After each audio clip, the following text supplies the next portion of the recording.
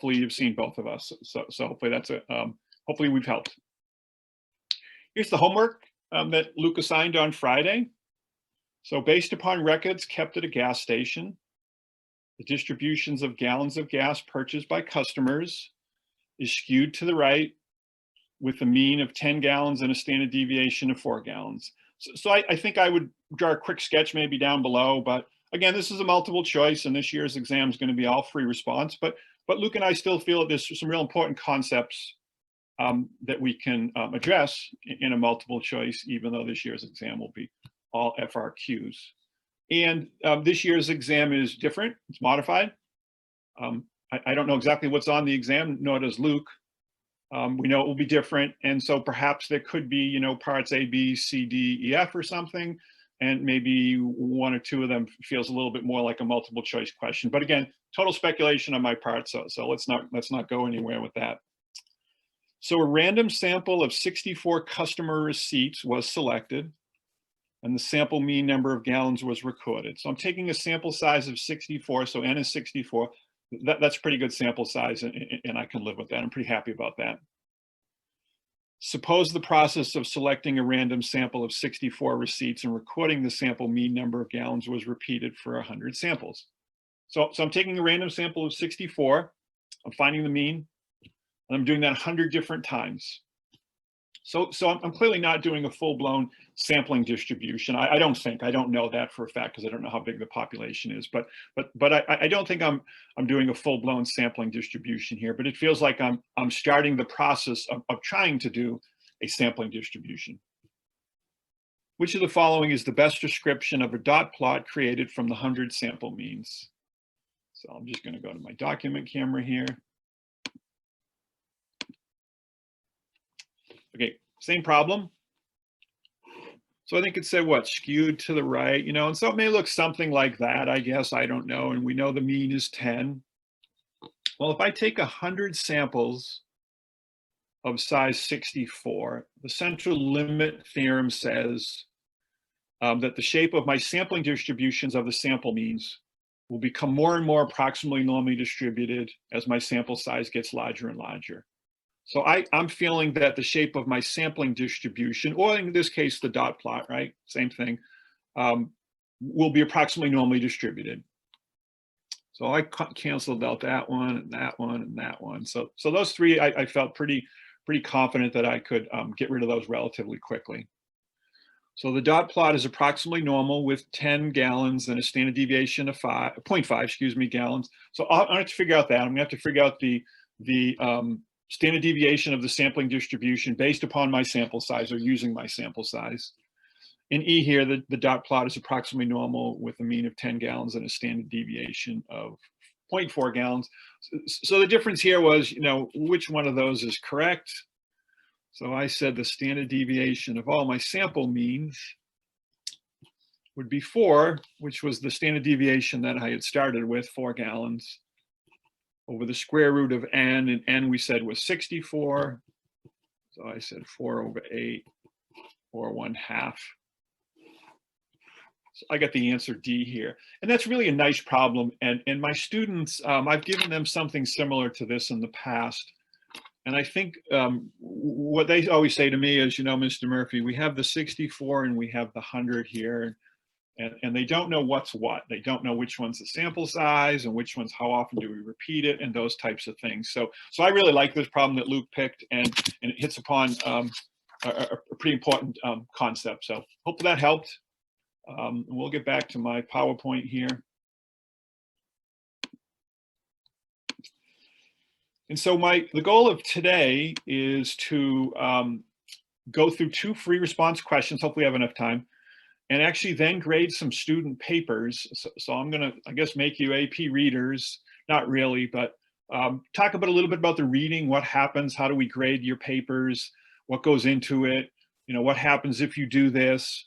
And the goal is Luke and I really wanted you to see how easy it is to perhaps lose a point or lose some points by, you know, imprecise wording, or perhaps on the flip side, you know, sometimes how easy it is to get the point, or how easy it is to get context in there, something like that. So I'm going to do 2 free response questions. Then we'll look at some student samples.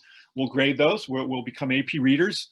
And hopefully you can get some benefit out of it. I like to do this with my students as we get closer and closer to the AP exam every year.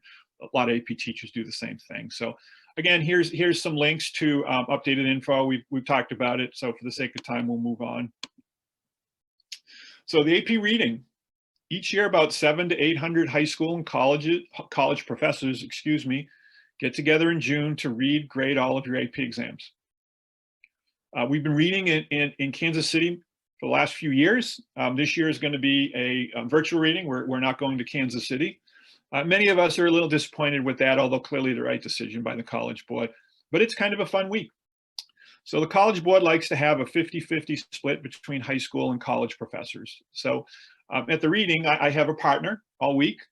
He and I, or she and I, will work together. And almost always my partner is a college professor because I'm a high school teacher. And we have a great week together. We work really hard, but we have some fun. And we're constantly talking back and forth about, how do we grade this? So we want to make sure that we're giving all students the points that they've earned. We can't give you points, you earn them. I like to tell my students. I can't mark it wrong or right until I fully understand 100%. And at times I'm confused and I talk to my partner and vice versa. So very collaborative week. This is some of the best professional development that high school teachers can go to. And many of us enjoy this week year after year after year. I have what I call my reading friends. I might see them literally once a year at the reading, and we have a lot of fun. So maybe your teachers are readers. If so, great. Have them look up Luke and I. If not, maybe mention to your teachers, hey, Mr. Murphy said the reading's a ton of fun. Maybe you can become a reader. We're always looking for new readers. We work hard all day, but there are plenty of fun things to do at night, and it's one of the best weeks of the year for many of us. We really enjoy it. My wife thinks it's a little weird, and my students definitely thinks it's weird that I want to go grade papers for a week. And that doesn't sound fun at all, but it really is. We have a good time. We work really hard. So this year's reading will be virtual. We'll be reading at home this year. Maybe one of your teachers is a reader, and Luke and I have worked with them in the past. Who knows? So there's what we call a pre-reading phase, and the leadership team actually is just randomly sampling. You guys would understand that. Student papers, and we're basically trying to see how our scoring guidelines are working. So we've come up with the problems, and the test development committee has come up with scoring guidelines. And we don't really know how they're going to work until we start grading student papers. So we actually start randomly sampling papers, and we want to see how well the scoring guidelines are working. There's many good discussions back and forth, debates. At times we need to make tweaks to the scoring guidelines, or as we like to say, the what if game. What if a student wrote this? Would this be enough to earn full credit? Or what if a student did this? How are we going to handle this? So the pre-reading is designed to see how well the scoring guidelines are working. The readers show up usually on day 4 or 5, and the readers get trained for 3 to 4 hours before they actually read any student papers. So it's a very intensive, long, very detailed training. Before we actually sit down, grab a student's paper, read it, and come up with a score. So good training could be 3 to 4 hours. I talked about partners. Readers are encouraged to work with their partners all week. Usually high school teachers get paired with college professors. We ask each other's questions. We resolve issues, discuss the scoring guidelines. Readers must follow the scoring guidelines. So it's not how I would grade it in my classroom. It's not what I would want to do. I follow that scoring guidelines. And my job as a reader is to make sure that I'm scoring consistently from day 1 all the way to day 7. Very complicated process. I'm just giving you the tip of the iceberg, but it works. And it's really cool to see it all come together on day 7. Each grading room has 2 what we call table leaders. These table leaders act as kind of quality control. They make sure that the readers are following the scoring guidelines. Table leaders also answer questions from readers on student responses that are perhaps a bit harder to score. No matter what we do in that 3 to 4 hour training, we're going to run up on student papers that are just, we haven't thought of, or we hadn't seen anything, and how do we handle it? So very collaborative process for the whole week. And there are times where we might spend 10 minutes on one student paper for 1 point. I mean, we really will spend the time needed to make sure that you're getting all the points that you've earned. And today, I think you'll see how easy it is sometimes to get those points, and perhaps sometimes how easy it is to lose those points. So I found 2 free response questions that I've used in the past, and there's some good student sort of samples that we'll practice. So this was from the 2005 exam. Some boxes of a certain brand of cereal include a voucher for a free video rental inside the box. Get a little toy down the bottom. The company that makes the cereal claims that a voucher can be found in 20% of the boxes. So when I see the word claim, I think I know I'm leaning maybe towards a hypothesis test, but let's keep reading. However, based on their experience eating this cereal at home, a group of students believes that the proportion of boxes with vouchers is less than 20%.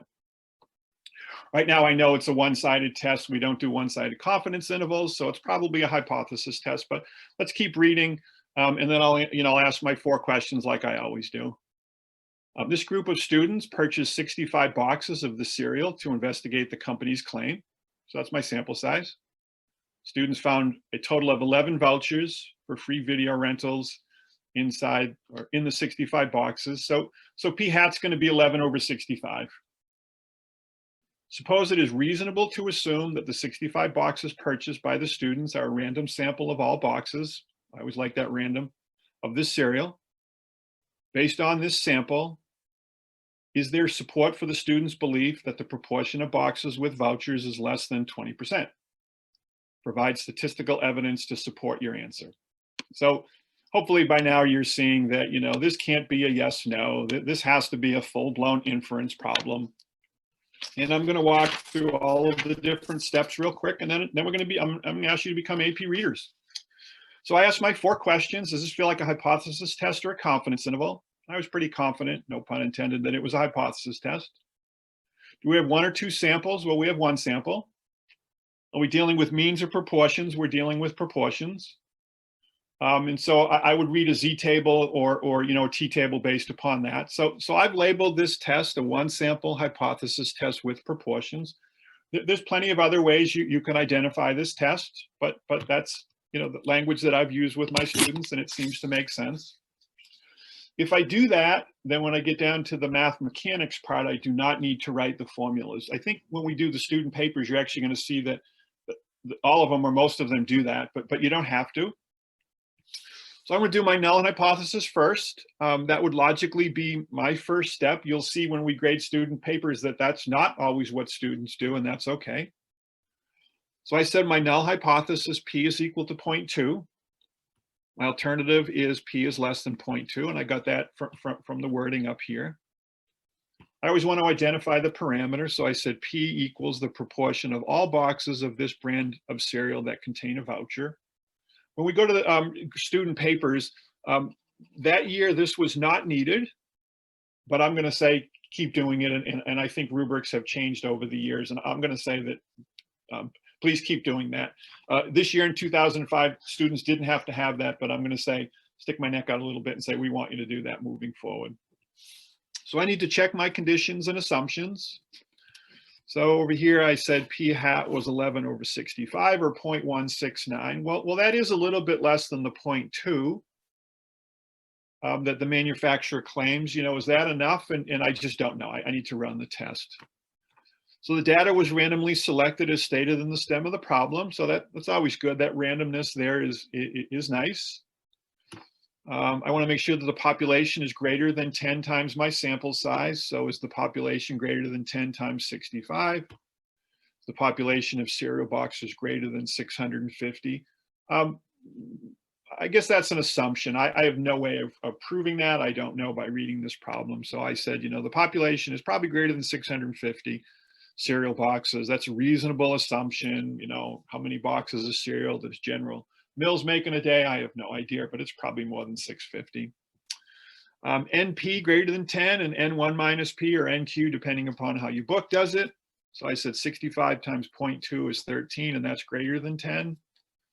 Down here, I said 65 times 0.8 is 52.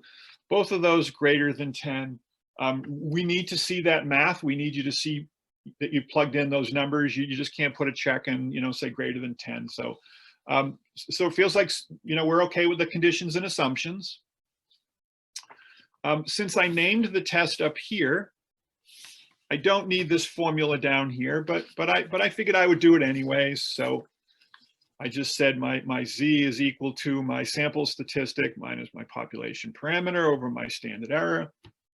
Did some quick math and I said my z-score is negative 0.62. I went to the calculator and said, what's the probability that z is less than minus 0.62? So I get a p-value of 0.2676. That's pretty big, and so I don't think the evidence is strong enough.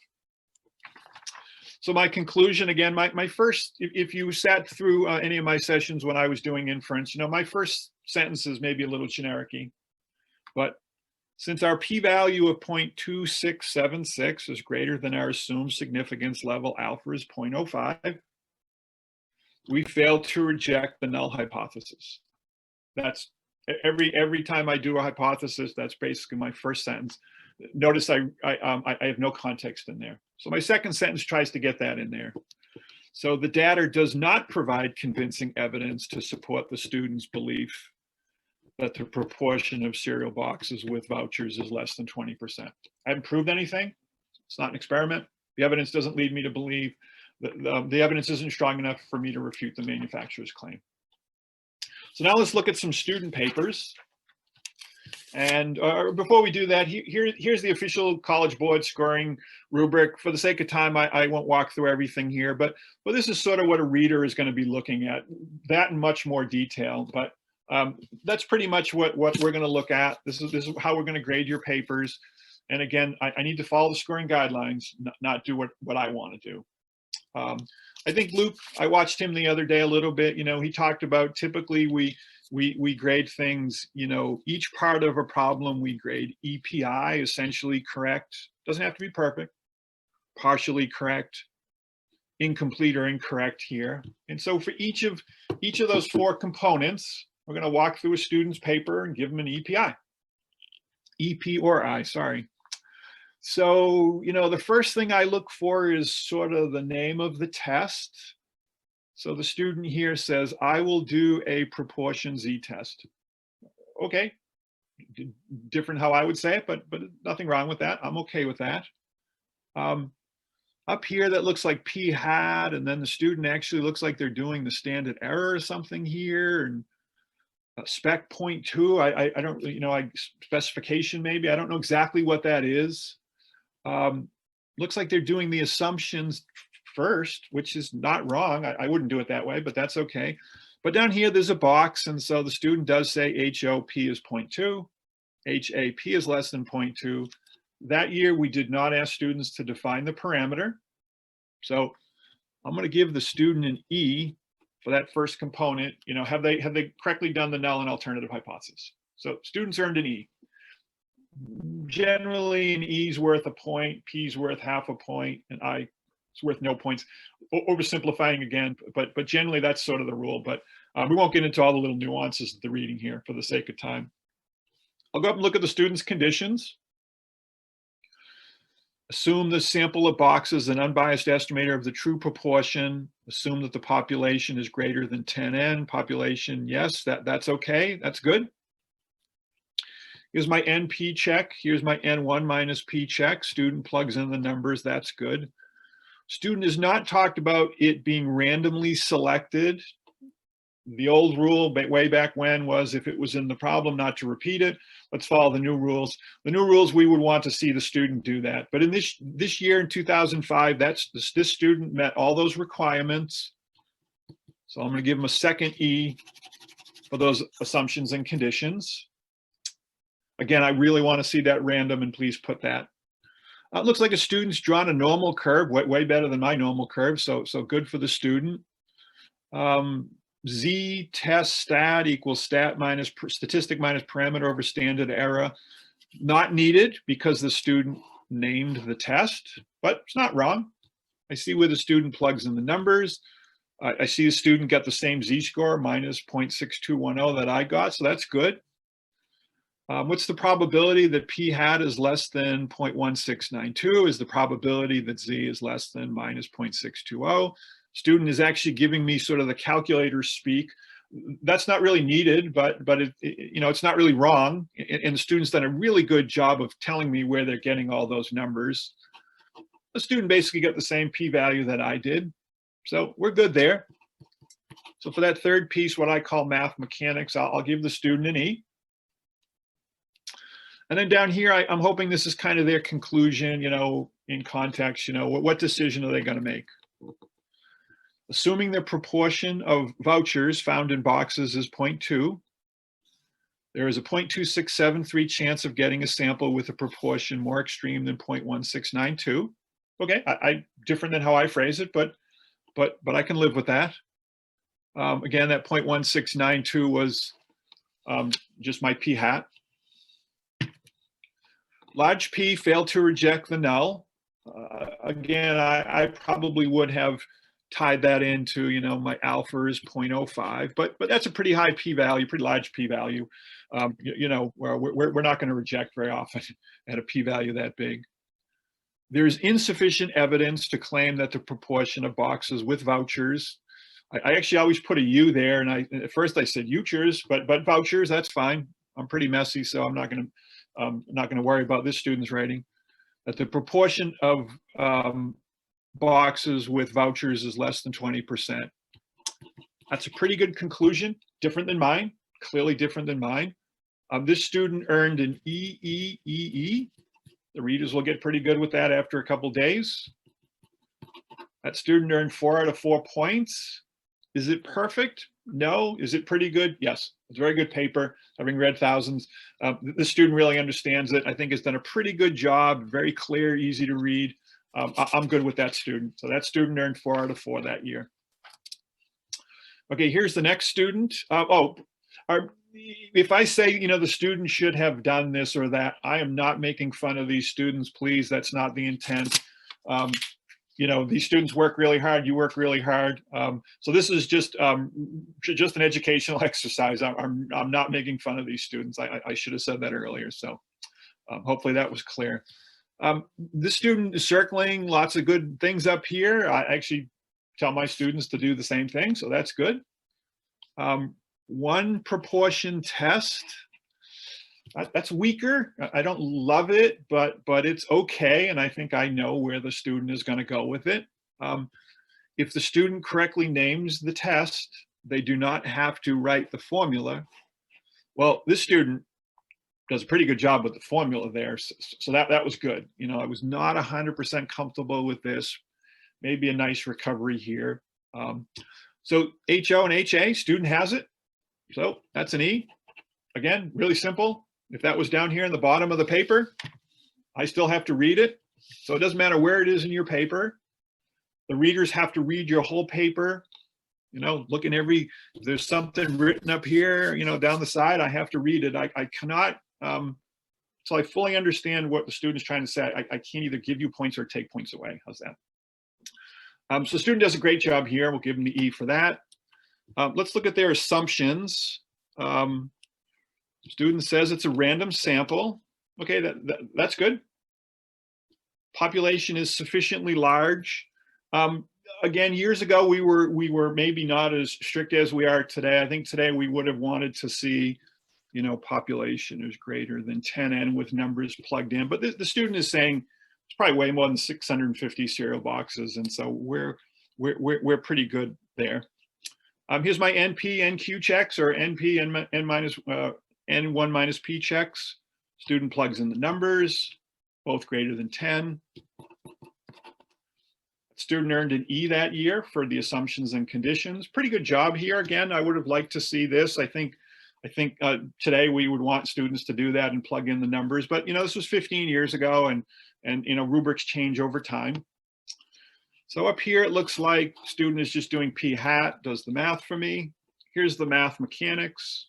There's your formula. Student plugs in the numbers, comes up with a Z-score, minus 0.6202. That's the same one I got. Circles the p-value, didn't copy very well. Gets the same p-value, 0.2676 that I got. I'll give him an E. Student's doing great. Parts A, B, and C. Therefore, we failed to reject the null hypothesis. Okay, I agree with that. The proportion of boxes with vouchers is equal to 0.2. That I don't like. We can't make that definitive of a statement. I haven't proved anything. This isn't an experiment. There's no causation.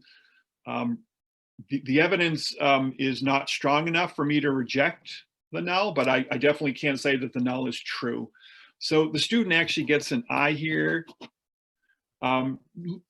I can fix this with one or two words. This is just too definitive, too strong for us. The proportion of boxes with vouchers is definitely equal to 0.2. I added the definitely there for to make it a little bit stronger, but that student understands the problem. They've done a great job here, here, and here, and literally they're one or two words away from getting an E here. And so this student only got 3 out of 4 points that year. And I, there are times we feel bad for the students when we're grading, one or two words, if they had changed, they probably could have gotten another point or two, but we just felt that was just too strong. That's really not what's happening in a hypothesis test. I can't say that the null is definitely exactly equal to whatever. So third student here, again, hopefully you guys are getting the hang of this being a reader. You can tell your teachers now you're an approved AP reader. Only kidding. Okay, here's the name of the test. Use a 1 proportion Z test. Okay, that's good. Yep, the student names the test correctly. Therefore, they don't need this formula. Although again, that student has done a really good job with the formula. Here's my null and alternative. P is equal to 0.2, P is less than 0.2. Okay. I'll give them an E for that. That should be an easy E. This year it was an easy point, we hope. Again, students did not have to define the parameter that year. But moving forward, please do that. So it looks like this is their assumptions and conditions. Sample size is N is 65. Okay, that's a true statement, but I'm not sure that's a condition. P hat is 11 over 65 or 0.1692. Again, these are both true statements, but they're really not the conditions. Boxes are an SRS, so that was good. That was given to us. But notice the student doesn't have your, what I call, your NP and NQ checks. Population is greater than 10 times the sample. So student got an I here. It's just not, they really didn't do a very good job with the assumptions and conditions. Again, I'm not picking on the student here. They thought they did, but they really didn't. So they didn't get that point there, unfortunately. Let's go down to the math. So the student has the Z-score formula, plugs in, looks like the numbers are all in the right place. Z is equal to minus 0.6202. Yep, we've seen that number before. My p-value of Z is 0.2676. Yep, that's all good. I'll give the student an E. So the student has an EIE. So far, so good, except for the assumptions. So I guess this is going to be my conclusion. What are we going to do with all this information? So C is 0.95 default, alpha is 0.05. I guess confidence level is 0.95. Again, I wouldn't write it this way, but I'm okay with it as a reader. Our p-value of 0.2676, excuse me, greater than 0.05. That's a true statement, except the null. Well, boy, unfortunately, that word right there is really bad in statistics. We don't accept the null. I don't like to accept the alternative. I either reject the null in favor of the alternative or fail to reject the null. So yeah, student loses it really based upon that one word. There's not enough evidence to reject the null. Again, there's no context here. There's no cereal boxes, there's no vouchers, anything like that. So unfortunately, this student got an EIEI, 2 points. And unfortunately, I on some level really think that the student sort of understands the problem, has actually made the correct mathematical, what we call linkage here. But this word here is just not a good statistics word, and there's no context. And so the student earned 2 points out of 4. And do you see how easy it is to have a wrong word, and that's enough to cost you a point or two. So we feel bad for the students, but we got a lot of students to read our grades, so we keep moving on. How's that? So I think I did this problem the other day with probability. I'm 99% sure, confident, no pun intended, that I did this one. So I'll go through the answers real quick because I want to make sure we have enough time for the student responses. So a shopping mall has 3 automated teller machines, ATMs. Because the machines receive heavy use, they sometimes stop working and need to be repaired. Okay, that makes sense. We're just setting the stage here. Let the random variable capital X represent the number of ATMs that are working when the mall opens on a randomly selected day. So we talked about random variables. I think that was last Wednesday. So I did this problem on Wednesday. The table shows the probability distribution of X. That's your random variable. So it looks like we either have 0, 1, 2, or 3 ATMs working. 0 would be a bummer, right? You go to the mall and there's just no ATMs working. You need to get some money. Here's the associated probabilities with each one of those sort of outcomes or ATM machines working. I'm going to add those up, and they do equal 1. So that's good. That's one of the requirements of a random variable, right? So what is the probability that at least one ATM is working when the mall opens? So again, many times I just repeat the question, and I'm guaranteed to get context in if I can do that. The probability that at least one ATM is working when the mall opens is 0.21 plus 0.40 plus 0.25, 0.85. Okay, keep that number in mind and keep this sort of context in mind. Part B, what is the expected value of the number of ATMs that are working when the mall opens? Again, I'm just going to repeat the sentence. The expected value of the number of ATMs that are working when the mall opens. And I like to say, outcome times probability plus outcome times probability plus outcome times probability plus outcome times probability. That's going to give me my expected value. I did that math and I got 1.73 ATMs. I do not want to round that. I want to leave that number alone. I'm specifically told to round. We want to leave that there. So that's a mean or average, and we just don't want to round that. And I have graded papers where students might have rounded different problem and they lost points for that. So leave that alone. Don't round. Let's keep moving forward. I think we've earned some points. What is the probability that all 3 ATMs are working? So all 3 ATMs are working. Given that, well, that sounds like a conditional probability, right? Given that at least one ATM is working. So I said the probability that all 3 ATMs are working when the mall opens, given that at least one ATM is working. Well, all 3 are working is the 0.24. All 3 working is 0.24. Then I added up at least one working, so I didn't need to worry about 0. So I added up those 3 probabilities. I got 0.24 over 0.85, 0.282. Again, going fast because I want to make sure that we actually look at the student papers, and I think we'll be okay. Given that at least one ATM is working when the mall opens, would the expected value of the number of ATMs that are working be less than, equal to, or greater than the expected value in part E? Explain. Well, the expected value in part B was 1.73. Given that at least one ATM is working, well, I guess I'm going to worry about 0. I'm not going to worry about 0 ATMs. I'm told that either 1, 2, or 3 are working. Well, if this was sort of my revised random variable, those 3 probabilities would have to add up to 1. And so each one, my gut says, would be proportionately higher. And so it feels like the expected value will be larger. Why?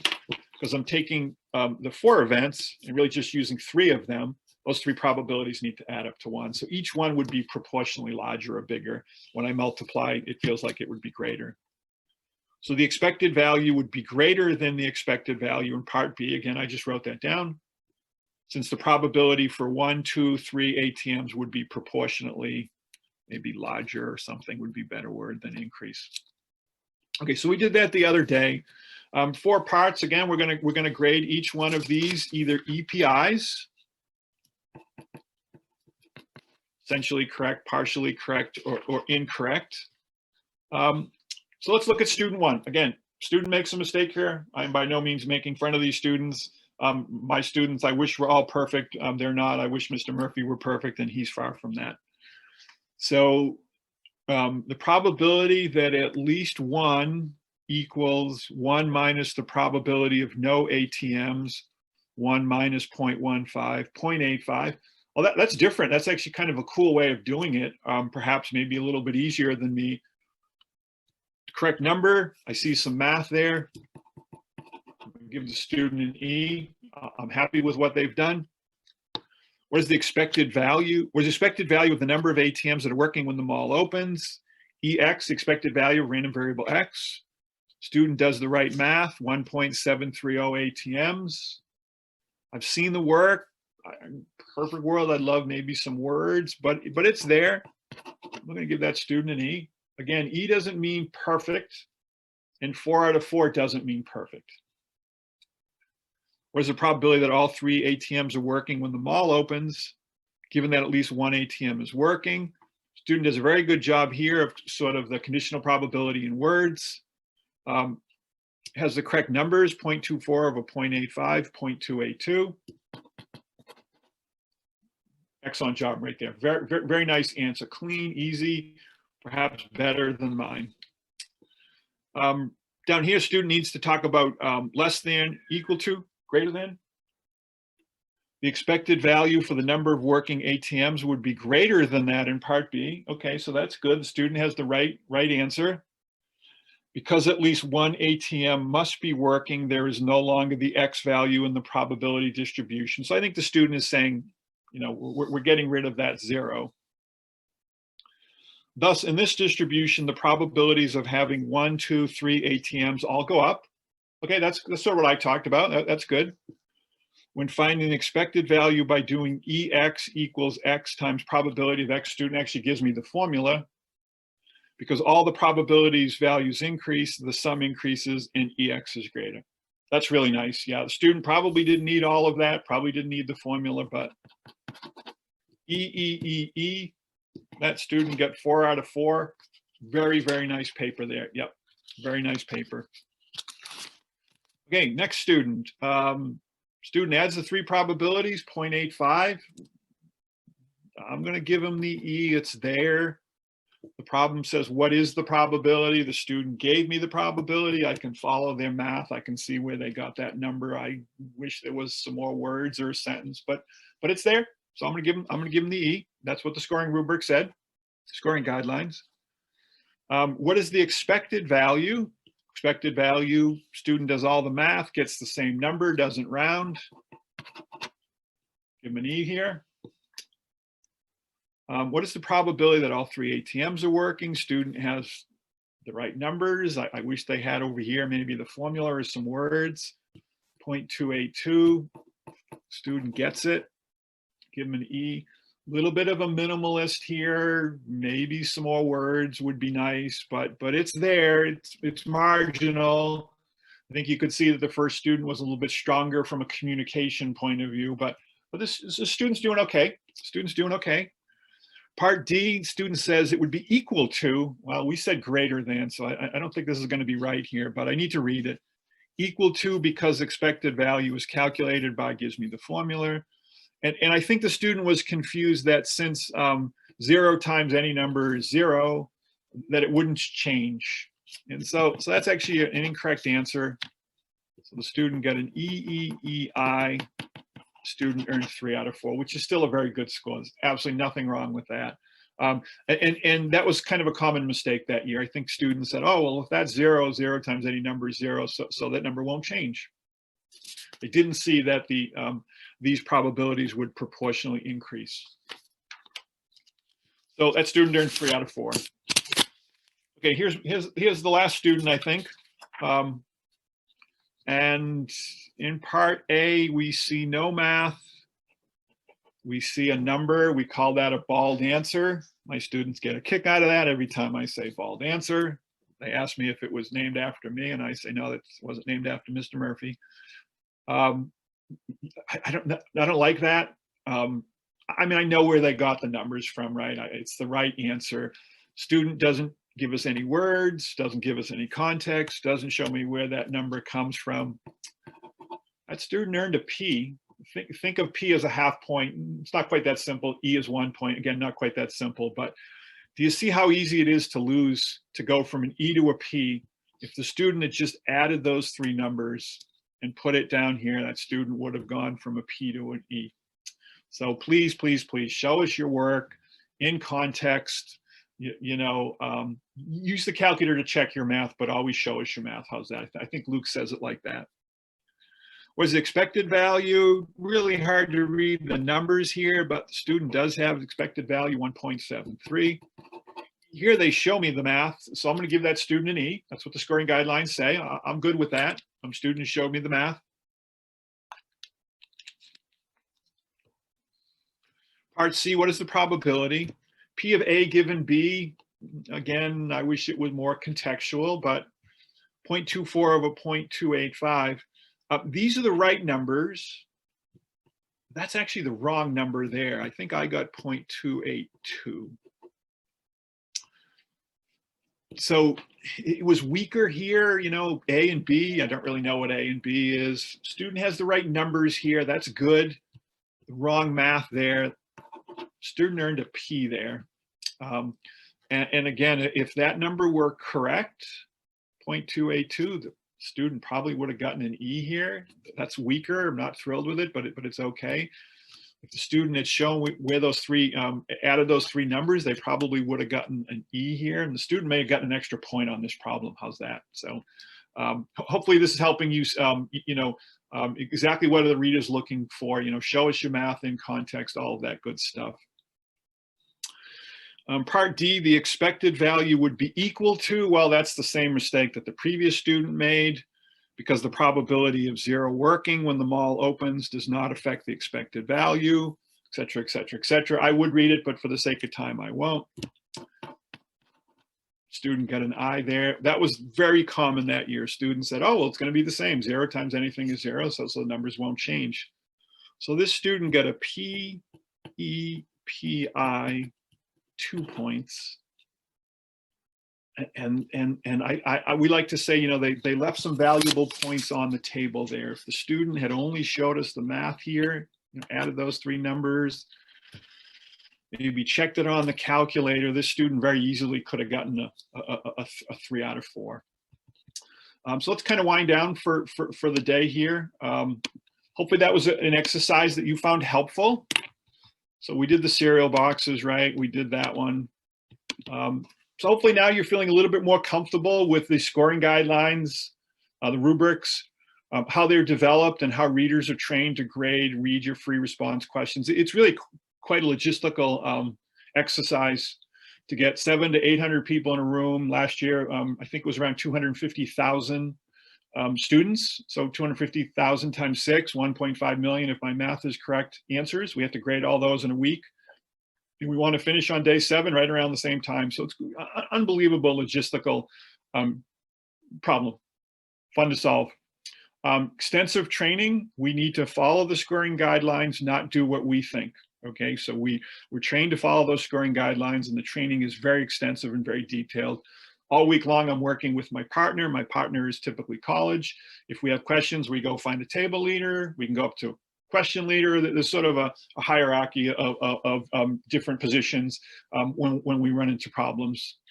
Again, similar to all problems in AP statistics, you should be able to write your answer in a clear, concise solution in context. And hopefully you saw that literally on some student papers and how they left, as we like to say, some valuable points on the table. How's that?